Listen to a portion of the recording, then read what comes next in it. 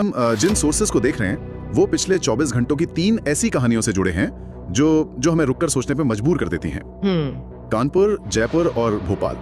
पहली नजर में ये तीनों मामले बिल्कुल अलग लगते हैं, लेकिन जब हम इनके सोर्सेज में उतरते हैं तो एक परेशान करने वाला धागा इन तीनों को जोड़ता हुआ दिखता है। हाँ। चलिए उस धागे को ढूंढने की कोशिश करते हैं। तो शुरुआत कानपुर से करते हैं। ठीक है। यहाँ एक 14 साल के छात्र की कहानी है जिसने अपने टीचर के व्यवहार से तंग आकर अपनी जान दे दी। सोर्स कहता है कि उसे क्लास में डांटा गया और अपमानित भी किया गया। पर यहाँ एक सवाल उठता है, क्या ये सिर्फ एक बार की डांट थी या ये महीनों से चल रहा था? बिल्कुल, और आपका सवाल बहुत सही है। सोर्स में यही बात सामने आती है। अच्छा, ये कोई एक दिन की घटना नहीं थी।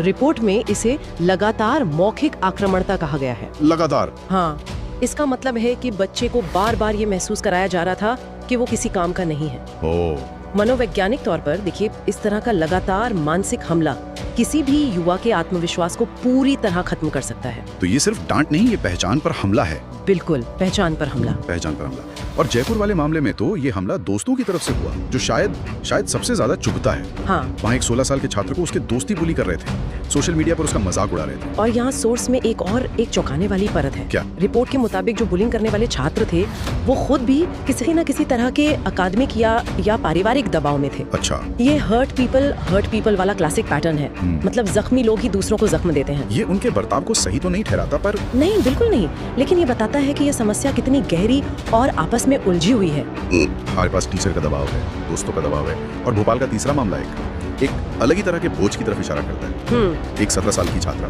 प्रतियोगी परीक्षाओं का तनाव। यहाँ कोई बाहरी विलन नहीं है, बल्कि उम्मीदों का बोझ।